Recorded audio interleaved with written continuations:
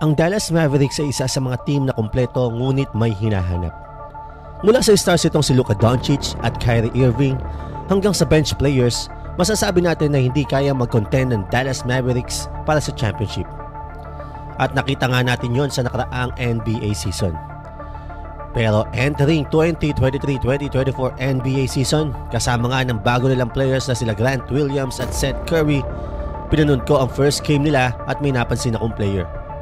Sa transition play na ito, walang oras na sinayang ang player na ito para magbigay ng peak at mabilis na roll to the basket for the end one posterized dunk. Alam naman natin na mabilis bumasa at to make advantage ng depensa itong si Luka. Kaya naman mga ganitong type ng player ang kailangan ng team para mag-compete sa championship. Noong una ay akala ko veteran ang player na to, pero nang kilalanin ko, hindi pala. Sino nga ba siya?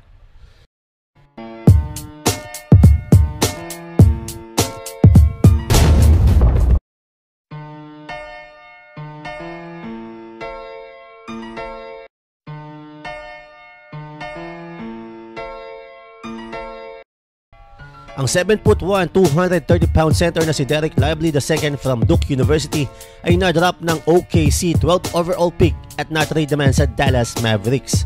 Kaya naman pa-research ako about sa basketball career nito si Dereck Lively II at nakita ko na ito pala ay nag-average lamang ng 5 points, 5 rebounds at 2 blocks per game while shooting 65% sa field sa kanyang stint sa Duke University. At ang stint niya na yon ang dahilan ng kanyang pagpasok sa 5-star recruits para sa 2023 class na nagresulta naman ng pagpasok niya sa top 15 picks ng NBA Draft 2023. So bakit ko naman nasabi na siya ang missing piece sa Dallas Mavericks sa kabila ng mababa niyang average?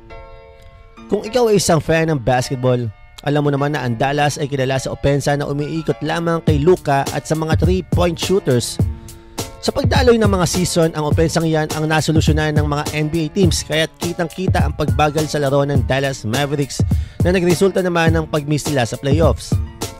Ang playstyle ng Dallas ay mabagal dahil sa kawalan nito ng athletic center na kayang tumakbo sa fast break at kayang lumaro sa ilalim ng basket. Ngunit sa pagpasok ni Dereck Lively II sa lineup, nabuksan ang maraming pintuan sa opensa ng Dallas. Kagaya na nga ng pick and roll, lobs at kanilang kailangan na post-up player. Sa depensa naman, si Dereck Lively ay may potensyal na maging Defensive Player of the Year sa mga susunod na taon sa angkin nitong wingspan na 7'7" at sabayan pa yan ng athleticism. At sa edad niya na 19 years old sa kanyang first official NBA game ay pinakita nga nito kung bakit siya ang hinahanap ng Mavs para maging contender ulit.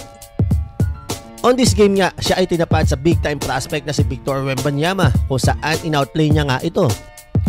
Ito ang kanyang start sa kanyang first NBA game. Nagtala siya ng 16 points, 10 rebounds, 1 block at 7 out of 8 shooting sa field. Take note, first NBA game yan. Marami pang panahon para i-develop ang chemistry niya sa team pero nakita na natin ang potensyal sa first NBA game.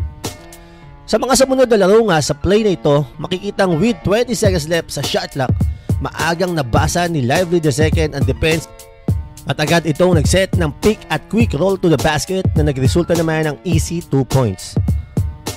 So next play after the drop-off kay Luka, nabasa nga agad ni Lively II na may miscommunication sa depensa.